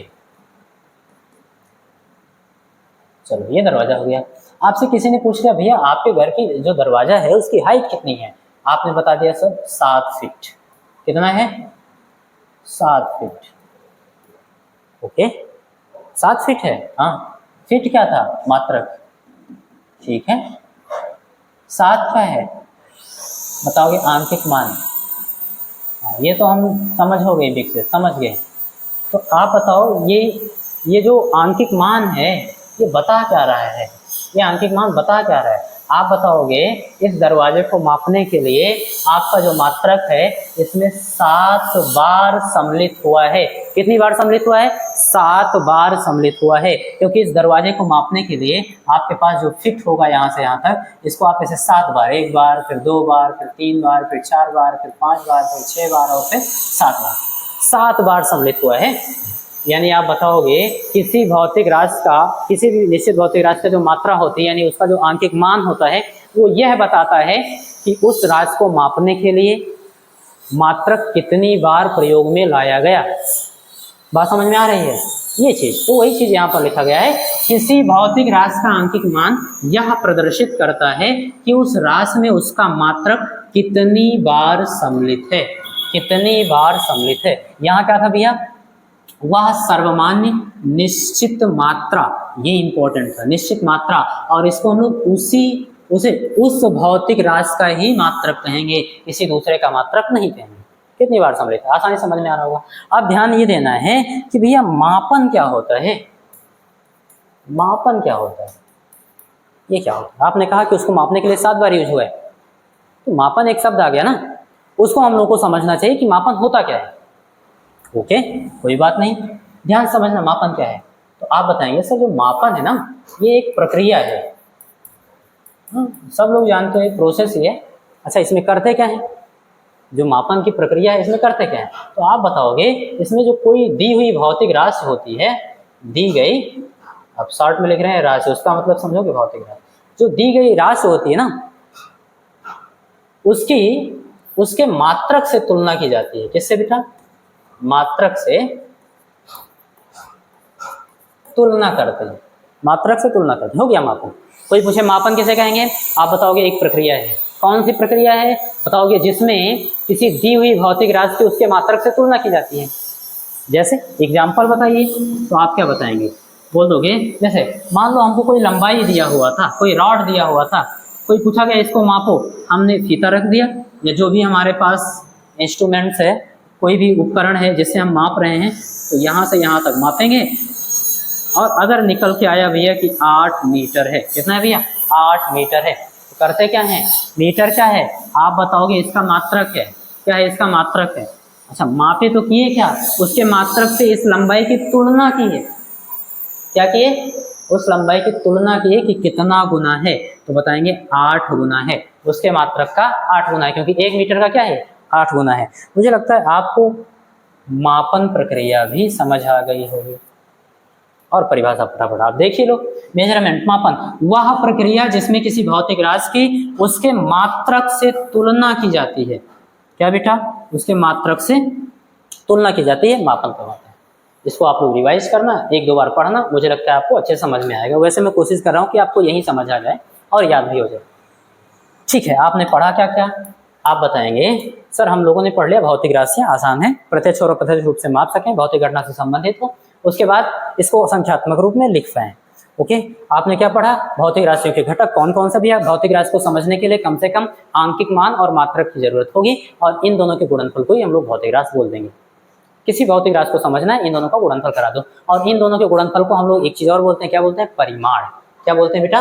परिमाण। याद रखना, एन इंटू यू को ही तो बोलते हैं परिमाण, यानी उस भौतिक राशि का ये परिमाण है, ये उसकी कितनी मात्रा है इसको प्रदर्शित करता है, और ये हमेशा कांस्टेंट रहता है। कांस्टेंट रहता है इसका मतलब यन और यू एक दूसरे के व्युत्क्रमानुपाती होते हैं। समझ में आ रहा होगा? इसका मतलब हुआ एक पद्धति से दूसरे पद्धति में बदलेंगे तब भी बराबर रहेगा, तीसरे पद्धति में बदलेंगे तब भी बराबर रहेगा। जैसे 1 किलोग्राम बराबर, आपने कहा भैया 1000 ग्राम, ठीक है, बराबर ही तो है। 1 किलोमीटर बराबर, आप बताएंगे सर 1000 मीटर, ठीक है, बराबर ही तो है। क्या था ये? N1 U1 बराबर किसके? N2 U2। ये क्या है? N1 न्यूमेरिकल वैल्यू फर्स्ट, और ये U2 U1, और ये N2 और U2। समझ आ रहा होगा? इसको इसलिए ऐसे लिख दिया गया, इसको याद रखना, एक बार काम लगेगा कहाँ? बीमा में, इसलिए 3-4 स्टार लगा के इसको दरोगा बना दो, ठीक है? ओके, और सारी चीज आप जानते हो, एन यू का मतलब क्या होता है, ठीक है? इसके बाद आपने क्या पढ़ा? मात्रक क्या होता है, आंकिक मान क्या होता है, मापन क्या होता है। मात्रक क्या होता है? कोई निश्चित सर्वमान्य क्या होता है, निश्चित मात्रा होती है और उससे हम उस राशि की तुलना करते हैं, ठीक है? अच्छा, आंकिक मान क्या होता है? यह हुआ बताता है कि उस भौतिक राशि में कितनी बार उसका मात्रक सम्मिलित हुआ है। ओके, मापन क्या होता है? एक प्रक्रिया होती है जिसमें हम उसके मात्रक से उसकी तुलना करते हैं, ठीक है? बात करते हैं भैया मापन की आवश्यकता। हमारे सिलेबस में एक हेडिंग दे रखा है नीड फॉर मेजरमेंट। जो यूपी बोर्ड का सिलेबस है उसमें पहला ही ये लिख दिया है मापन की आवश्यकता क्या है। इसकी आवश्यकता क्या थी भाई कि हम लोग को इतना बड़ा विज्ञान बनाना पड़ा, इसको मापना पड़ा। समझना बड़े अच्छे से मजा आएगा। आप याद करिए, मान लीजिए आप बाहर रहते हैं, कहीं रूम लेकर के रहते हैं, ये रूम नंबर 1 है, ओके। और सेम ऐसे ही कोई दूसरा है आपके बगल में भैया, और रूम नंबर उसका 2 है। मान लीजिए आप खाना बनाने लगे और आपके यहाँ आटा कम पड़ गया। आप क्या किए, जाएंगे बगल वाले रूम में और आप उससे क्या कहें, भैया हमको थोड़ा आटा दे दो, इस टाइम बना लेते हैं, कल सुबह ला करके हम आपको दे देंगे। ठीक है, कहेगा ठीक है लिए जाओ। कोई आप बर्तन ले गए या किसी भी चीज़ ले गए, आपको आटा दे दिया, आपको उसने आटा दे दिया और आप लाए बना लिए। दूसरे दिन आप उसको आटा लेकर जाते हो देने के लिए और उसको महसूस होता है कि ना भैया आटा तो आप हमको कम दे रहे हैं, लेकिन आपको कह नहीं सकता ना, क्योंकि आप बगल में रहते हैं भाई, काम वाम लगेगा, आपसे कह दे फिर दोबारा उसका काम लगे, गड़बड़ हो जाएगा मामला। इसलिए वो आपसे कह नहीं रहा है, लेकिन वो महसूस कर रहा है कि भैया आटा जब हम इसको दिए थे तो ज़्यादा लग रहा था, अब ये हमको वापस करने ला रहा है तो कम आ रहा है, दिक्कत हो जाएगी। ठीक है, तो समझना उसने किया क्या। अब वो अपना जुगाड़ लगाएगा, कोई ना कोई, मान लीजिए उसके पास कोई बर्तन रहा होगा, कोई पात्र रहा होगा, उसने ऐसे बना लिया। अब जब वो दूसरी बार आटा लेने आएगा तो इसमें वो भर के देगा, पूरा ऐसे भर के दिया, कहा ले जाओ। अब जब वो आटा लाएगा तो यही बर्तन लाएगा, कहेगा इसमें डालो, और अगर इसमें कहीं इतना आया तो उसको पता चल जाएगा, क्या पता चल जाएगा, भैया आटा तो आप थोड़ा कम ले आए हैं, और उसको भी पता चल जाएगा हाँ गलती तो हो गई है। इस बार क्या करेगा, दोबारा लाएगा और इसको पूरा भरेगा। पहली चीज़ क्या हुई, आप यहाँ पर ध्यान देंगे मापन की आवश्यकता क्यों पड़ी, तो पहला यहाँ पर आप लिखेंगे वस्तु विनिमय।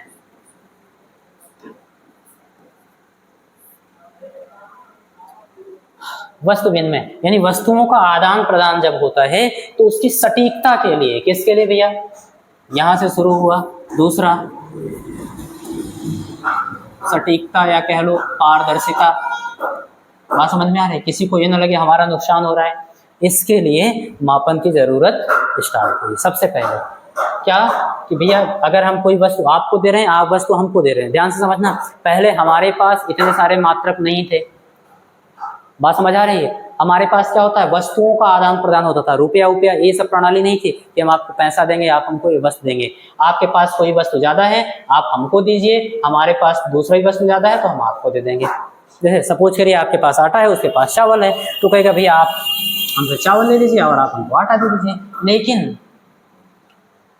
कोई ये चीज़ तो निश्चित करे कि कितना आटा हम आपको देंगे, कितना चावल आप हमको दोगे। तो सबसे पहले यही मान सकते हो कि वो उसके पास सबसे पहले दिमाग यही आएगा कि भैया एक बर्तन ले लेते हैं, इतना भर के आप हमको दे दो, उतना भर के आप हमसे ले लो। हाँ, तो दोनों लोग खुश हो जाएंगे, भैया जितना हमने दिया उतना हमको मिल गया, तो उसकी वैल्यू बताए। तो इसलिए उस समय तो कह सकते हो मात्रक इसका यही बर्तन ही हो गया। इस बर्तन को अगर कोई नाम दे दे, वो मान लो उसका नाम कुछ रहा हो, जैसे मान लो उसका नाम राजू था, ओके, और उसने अपने नाम पे इस बर्तन का नाम रख दिया भैया राजू, तो कहेगा एक राजू चावल ले लीजिए और एक राजू आटा दे दीजिए। बात समझ में आ रही, तो वही बर्तन उसका क्या हो गया भैया, मात्रक हो जाएगा। क्या हो जाएगा, मात्रक हो जाएगा। ऐसे आप बहुत सारे आपके पास मात्रक भरे पड़े हैं। स्थानीय लोग क्या करते हैं, गाँव में आपने देखा होगा, गाँव वाले बच्चे देखते होंगे कि वो 5 किलो का कुछ बना लेते हैं और उसको अपने हिसाब से पसेरी बोल देते हैं। कुछ लोग 2.5 किलो का पसेरी बोल देते हैं। वो अपना स्थानीय मात्रक होता है, वो बदल सकता है, उनकी परिभाषा क्षेत्रीय होती है। 2-4 गांव वाले या फिर एक गांव वाले ही बना के रखते हैं, तो भैया इसका मतलब इतना होता है, समझ गए होंगे। तो इस तरीके से मेजरमेंट की आवश्यकता हुई। क्लियर है, वस्तु विनिमय सबसे पहले यहीं से स्टार्ट होता है। सटीकता के लिए बहुत सारे रीजन है, आप इसको समझ सकते हैं खुद से। क्लियर, आगे बढ़ते हैं, जो टेक्निकल चीजें उसको समझते हैं। बात करते हैं सिस्टम्स ऑफ यूनिट्स यानी कि मात्रकों की पद्धतियां। ध्यान समझना, मात्रकों की पद्धतियां बहुत आसान है, इसको बहुत बढ़िया समझना। थोड़ा सा कहानी समझिए, जैसे मान लीजिए पहले क्या था, जो एक देश है उसको दुनिया मानते थे भैया। जब पहली बार किसी दूसरे देश का कोई खोज करता तो कहते थे एक नई दुनिया की खोज हुई है। बात समझ में आ रही? वहाँ के लोग ये करते हैं, यहाँ के लोग ये करते हैं, बहुत सारी विभिन्नताएं होती थी, विभेद होता था। तो आप ये कैसे मान लें कि सब लोग एक ही तरह मापते रहे होंगे? ये भैया राजू वाला मात्रक सबके पास रहा होगा, आपने ये कैसे मान लिया? अलग अलग रहा होगा। तो समझिए, जैसे आप जानते हो कि भैया हम लंबाई को सेंटीमीटर में मापते हैं, ओके। कोई उसी लंबाई को भैया मीटर में मापता होगा, कोई उसी लंबाई को भैया फीट में मापता होगा, कोई उसी लंबाई को भैया किलोमीटर में मापता होगा। तो ये तो अलग अलग हो गया ना।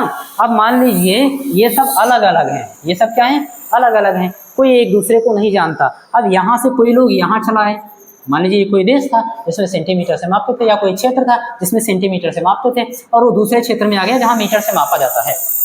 अब उसको कोई काम करवाना है या फिर कोई चीज़ वस्तु लेनी है, वो कह दे कि भैया हमको 100 सेंटीमीटर चाहिए। क्या बोल दिया? 100 सेंटीमीटर चाहिए। अब यहाँ पर जो बैठा होगा उसका मुंह तो बन जाएगा भैया, हाँ क्या मांग रहा है?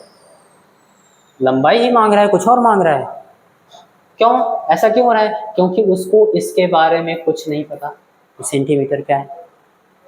ऐसे इसको इसके बारे में कुछ नहीं पता होगा, इसको इसके बारे में कुछ नहीं पता होगा, फिर इसको इसके बारे में कुछ नहीं पता होगा।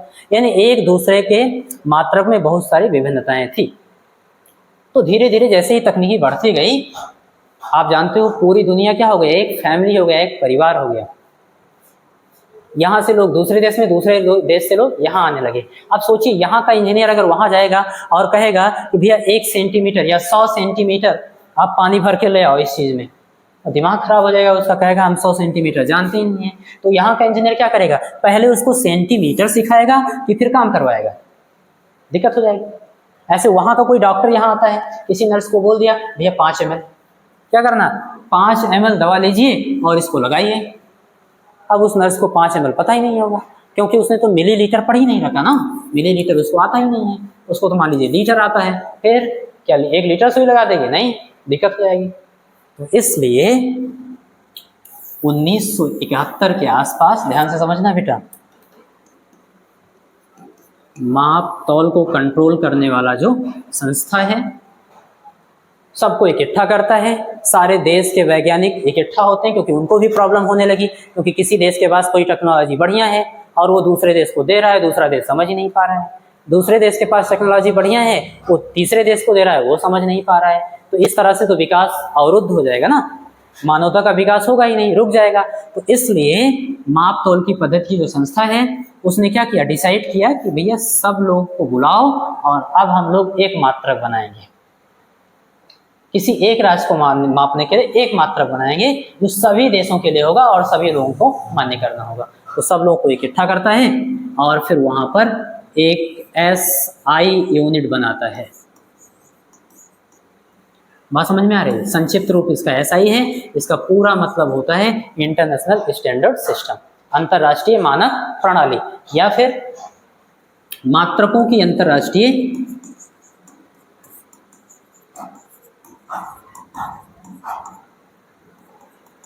राष्ट्रीय पद्धति या प्रणाली। बात एक ही है, इसका मतलब ये बताओ। बात समझ में आ रही है? तो ये मात्रक बनाता है। अच्छा, ये मात्रक जब बनता है तो इससे पहले भी बहुत सारा प्रचलन में रहा होगा। हाँ, आप बताएंगे बिल्कुल, इसके पहले भी बहुत सारे मात्रक प्रचलन में थे। तो कुछ इंपॉर्टेंट जो हैं वो इस प्रकार हैं, जैसे CGS, ओके, FPS, ठीक है, MKS। इन सब का मतलब क्या है यार? ये सब पद्धति है। एक प्रणाली ये हो गई, दूसरी ये हो गई, तीसरी ये हो गई। बात समझ में आ रही है? तो जब ये सारी प्रणालियाँ थी, जहाँ पे ये रही होगी, वहाँ वाले कह रहे होंगे नहीं ये लागू करो, कोई कह रहा है ये, कोई कह रहा है ये। तो यहाँ प्रॉब्लम हुई, कहा गया नहीं ऐसे नहीं होगा, सबसे पहले जो सबसे ज़्यादा प्रचलन में हो। तो देखा गया कि ये बहुत ज़्यादा प्रचलन में है। बात समझ में आ रही है? ये क्या है? बहुत ज़्यादा प्रचलन। प्रचलन का मतलब प्रसिद्ध है भैया, सब लोग जानते हैं। सिंपल सी बात है, मान लो मैं क्लास में पढ़ाने आता हूँ और बहुत सारे स्टूडेंट बैठे हुए हैं, मान लीजिए 50 स्टूडेंट बैठे हैं, ओके। इसमें से मान लो एक स्टूडेंट को आती है संस्कृत, ओके। अच्छा, मान लो 10 लोगों को आती है इंग्लिश,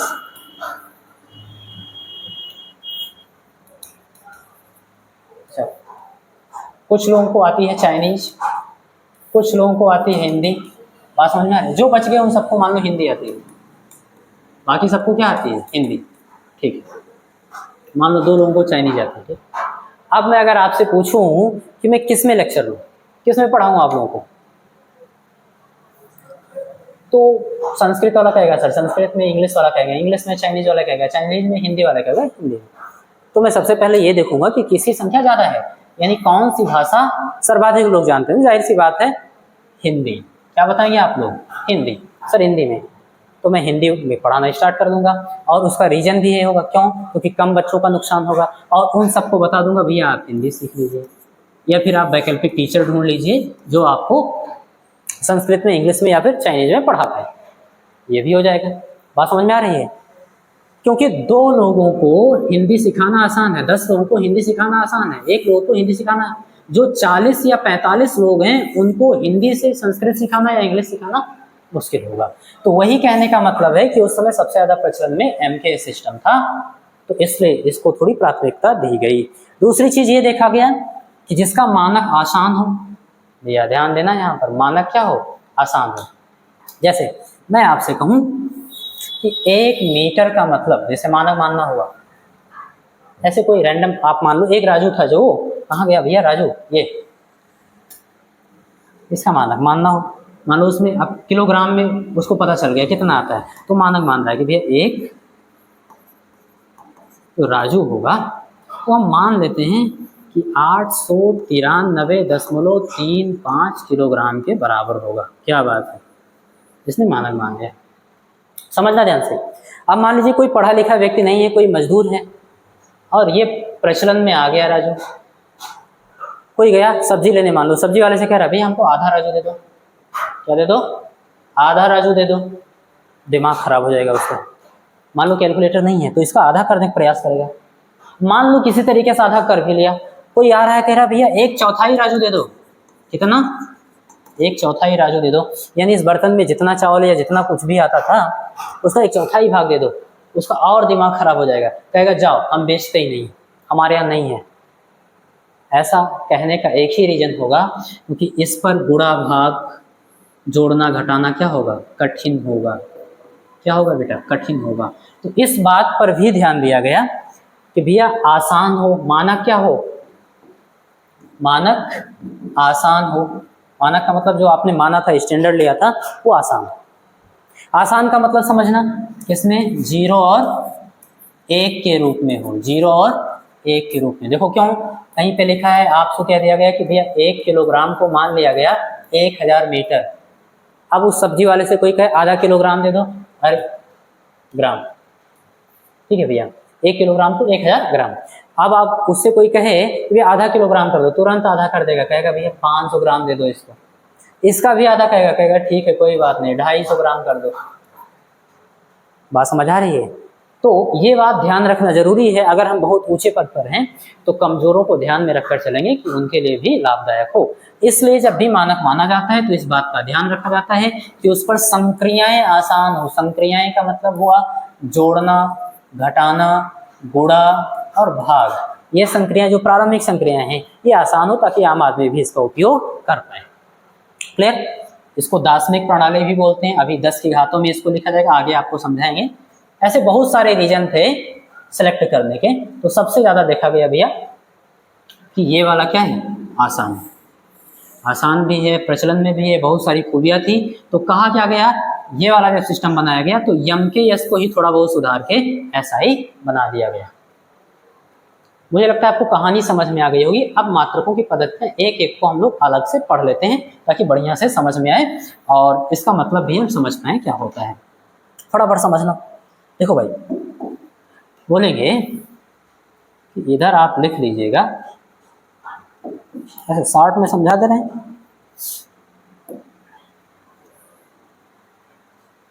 इधर हो जाएगी पद्धति, ओके,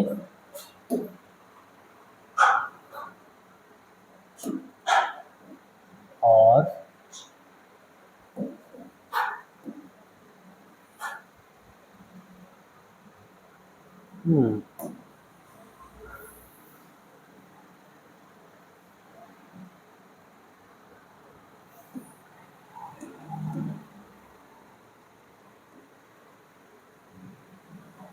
चलो बेटा ध्यान से समझना। हाँ, इधर तो भैया हम लोग क्रम संख्या या क्रमांक संख्या लिख देंगे कि भैया पहली पद्धति कौन सी थी, दूसरी पद्धति कौन सी थी और तीसरी पद्धति कौन सी थी। जाहिर सी बात है यहाँ पर पद्धति लिख देंगे यानी सिस्टम। आप लोग हिंदी में ही लिख लो भैया, प्रणाली या पद्धति। हाँ, कौन सी पद्धति प्रचलन में थी, तो आप बताएंगे सर एक तो चीज CGS, ओके। दूसरा आप बताएंगे सर FPS, ठीक है। तीसरा आप बताएंगे सर MKS, ठीक है। और यहाँ पर लिखेंगे लंबाई, ओके। द्रव्यमान, ठीक है, और समय। ध्यान ये रखना कि जो तीन पद्धतियां प्रचलन में थी इनमें लंबाई, द्रव्यमान और समय को किस में मापा जाता था, उसके मात्रक क्या कहते थे। तो ध्यान देना CGS में भैया जो पहला वाला है ये, इस पे ध्यान देना हमें, ये लंबाई के लिए है और ये जो होगा ये द्रव्यमान के लिए, और जो S लिखा है ये समय के लिए होगा। अब समझना, यहीं से आप याद भी कर सकते हो आसानी से। भैया प्रणाली क्या है CGS, लंबाई को किस में मापेंगे, तो आप बताओगे सेंटीमीटर। किस में मापेंगे, सेंटीमीटर, ओके, समझ आ रहा होगा, ठीक है। अगर हम बात करें द्रव्यमान को तो जी का मतलब ग्राम, ग्राम, ओके। अगर हम बात करें समय को किस में मापते थे, तो आप बताएंगे सर सेकंड। बस समझ आ गया, कहीं पे लिखा है CGS, C का मतलब सेंटीमीटर, G का मतलब ग्राम, S का मतलब सेकंड। आप बताओगे इस पद्धति में लंबाई को सेंटीमीटर, द्रव्यमान को ग्राम और समय को सेकंड में मापते थे। मैंने ऐसे बना दिया ताकि आप आसानी से लिख पाओ और ज़्यादा नौटंकी करने की जरूरत नहीं है। याद ये रखना कि बहुत सारे इनके नाम और भी हैं, उपनाम, जैसे CGS सिस्टम को गॉस प्रणाली भी बोलते हैं, CGS को फ्रेंच भी बोलते हैं, कुछ लोग फ्रेंच इसको भी बोल देते हैं, MKS को भी बोल देते हैं।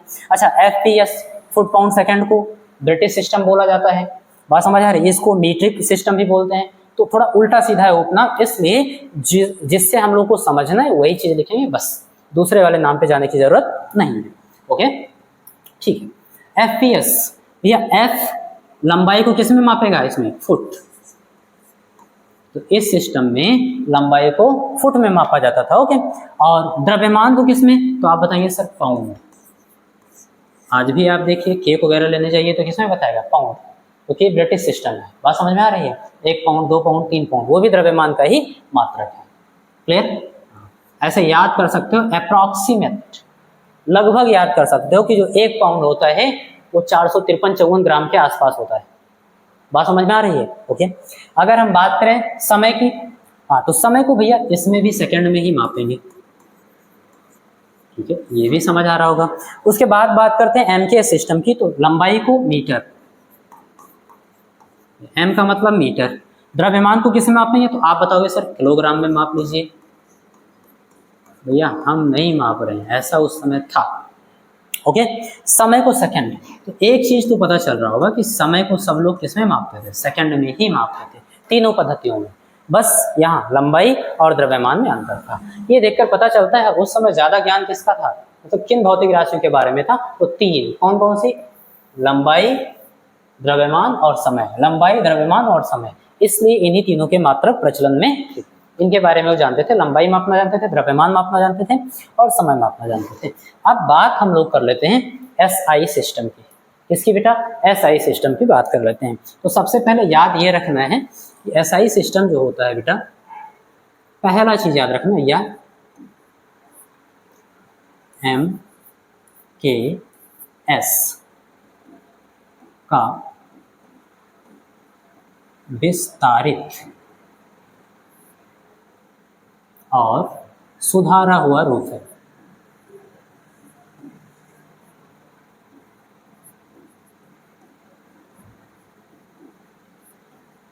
बस इतनी बात याद रखनी है कि SI है क्या, SI जो है बेटा वो है क्या, SI यूनिट है क्या, इस पद्धति में है क्या, तो आप बताओगे। मैंने आपको पहले ही बता दिया कि MKS क्या था, ज्यादा थोड़ा प्रचलन में था। याद ये रखना, न्यूमेरिकल लगाते समय भी आप इस पे विशेष ध्यान देना, थोड़ा सा आगे बताया जाएगा। तो इसी को क्या किया उन्होंने, सुधार दिया। सुधारने का मतलब, और विस्तारित क्यों लिखा गया, क्योंकि ये लंबाई के लिए था मीटर, ओके, और द्रव्यमान के लिए था किलोग्राम, ठीक है। और समय के लिए था सेकंड। बाद में इसमें बहुत सारी चीज ऐड की गई, जैसे 3 ही मात्रक तो हुआ, तो इसका विस्तार किया गया। कहा गया और सारे रस जोड़ेंगे, जैसे विद्युत धारा जोड़ दिया गया तो एम्पियर, ताप जोड़ दिया गया तो केल्विन, आगे बताएंगे इसका मतलब है ना। पदार्थ की मात्रा जोड़ दी गई मोल, और फिर ज्योति तीव्रता या प्रकाश की तीव्रता बोलते हैं ल्यूमिनस इंटेंसिटी, कैंडेला CD। ये तो 1 2 3 4 5 और 6 और 7, यानी इन सबको 3 पहले से पता था, 4 और जोड़ दिया गया तो विस्तारित रूप बना दिया गया। ध्यान से समझना ये चीज, इसीलिए मैंने लिखा है विस्तारित और इसको सुधारा गया। ओके, तो यह यम के यस का विस्तारित व सुधारा हुआ रूप है। इसका सीधा सा मतलब ये है, अगर किसी मान लो लंबाई, द्रव्यमान और समय का मात्रक कहीं पे लिखा है, एम के सिस्टम में कहीं पर लिखा है ना, किसी एक राशि का मात्रक है जो उन सबको मिलाकर लिख दिया गया, और उसी का एसआई सिस्टम में भी मात्रक है, तो वो दोनों एक दूसरे के इक्विवेलेंट होगा यानी तुल्य होगा। तो आप बताएंगे एसआई मात्रक एम के एस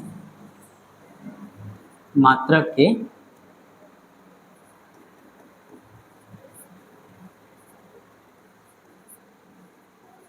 तुल्य होता है। मैं एग्जाम्पल बता रहा हूं क्योंकि मैं जानता हूं बिना एग्जाम्पल के कम समझ आता है। ध्यान देना, एसआई मात्रक एम के एस मात्रक के तुल्य होता है, समझने वाली बात है। कैसे? आपने पढ़ रखा है बल का मात्रक न्यूटन, भैया बल का मात्रक, ओके, कौन सा मात्रक? तो आप बताएंगे सर एसआई मात्रक हम लोगों ने 9th में पढ़ा था, नहीं पढ़े हो तो भी याद रखना, मात्रक कितना होता है? न्यूटन। ओके ठीक है, आप ये भी 9th में पढ़े होंगे, न्यूटन की गतिविधि एक द्वितीय नियम F = m × a। ठीक है, F क्या था भैया? बल। तो बल का मात्रक वही होगा जो यम गुणे ए का होगा। यम क्या है? द्रव्यमान। द्रव्यमान को अगर हम यम के सिस्टम में देखें तो किलोग्राम में मापेंगे। ठीक है, ए क्या है? त्वरण। त्वरण का मात्रक अगर यम के सिस्टम में देखें तो मीटर/सेकंड² होगा। ओके, यानी इसमें देखो द्रव्यमान को किलोग्राम, लंबाई को मीटर और समय को सेकंड में मापा गया। इसका मतलब ये यम के एस सिस्टम में मात्रक है, ये एसआई था और ये एम के एस था, और ये दोनों ही तुल्य होता है। यानी कहीं लिखा जाए एक, कहीं लिख दिया जाए क्या? 1 न्यूटन बराबर 1 किलोग्राम, हाँ किलोग्राम मीटर/सेकंड²। तो ये दोनों ही बराबर होगा, इक्विवेलेंट होगा, एक दूसरे के तुल्य होगा। अगर मान लो आपसे पूछा जाए बल का एसआई मात्रक बताइए और ऑप्शन में ये नहीं है तो आप इसी पर लगा सकते हो कि हाँ ये सही है। अगर बल का यम के सिस्टम में मात्रक पूछा जाए और ये ना हो तो आप इसको लगा सकते हो कि हाँ ये भी सही है। बात समझ आ रही है? तो एक दूसरे के इक्विवेलेंट होता है, इसका मतलब यही था। मुझे लगता है आपको समझ में आ गया होगा। ठीक है, अच्छा ये माइनस का चिन्ह नहीं है भैया, ये वाला जो चिन्ह लगाया गया है इसको याद रखना कि ये माइनस का चिन्ह नहीं है। फिर ये है क्या? ये योजक चिन्ह है, योजक चिन्ह है, जोड़ने के लिए काम होता है। याद ये रखना, पूरे भौतिकी में कहीं भी आपको ऐसा मात्रक मिलेगा ही नहीं जहां पर दो मात्रकों के बीच प्लस या माइनस का चिन्ह लगा हो। मिलेगा कैसे? या तो गुणे का मिलेगा या फिर भाग का मिलेगा, गुणे का मिलेगा या फिर हाँ और भी हो सकता है भाग का, इस रूप में मिलेगा, इस रूप में नहीं मिलेगा। और इसका लॉजिक आगे ही हम इसी चैप्टर में समझेंगे कि प्लस और माइनस में क्यों नहीं हो सकते। जब बीमा पढ़ेंगे सामान्यता का सिद्धांत, प्रिंसिपल ऑफ होमोजेनिटी, वहां पर आपको बताएंगे कि ऐसा हो ही नहीं सकता। ठीक है, चलो 1 न्यूटन बराबर 1 किलोग्राम मीटर/सेकंड²। ये दिखाने के लिए कि किलोग्राम अलग है, मीटर अलग है, लेकिन ये दोनों अंश में ही लिखा है, जुड़े हुए एक दूसरे से, बटे सेकंड²। अच्छा इसमें एक चीज और लिखेंगे, इसका संक्षिप्त नाम क्या है? संक्षिप्त रूप क्या है भैया? मात्रकों की अंतरराष्ट्रीय पद्धति की, तो आप बताएंगे एसआई। ना आप एस बिंदी और आई बिंदी लिखेंगे और ना ही आप एसआई सिस्टम लिखेंगे, ये संक्षिप्त रूप नहीं है। उसका पूरा का पूरा संक्षिप्त रूप यही है। बात समझ में आ रही है? एसआई हो गया तो इसका संक्षिप्त रूप क्या है? एसआई। ठीक है, अच्छा एक चीज और इसमें लिखें, मैंने अभी आपको बताया कि ये क्या है? विस्तारित रूप है। ध्यान देना, ये है क्या? यम के एस का विस्तारित और सुधारा हुआ रूप है। इसका मतलब है कि यहाँ पर यम के एस में क्या था? 3 ही राशियां थी जिनके 3 मात्रक थे, मीटर, किलोग्राम, सेकंड। इसमें 4 और जोड़ के 7 बना दिया गया। तो यहाँ पर लिखेंगे कि भैया एस आई में या फिर इसमें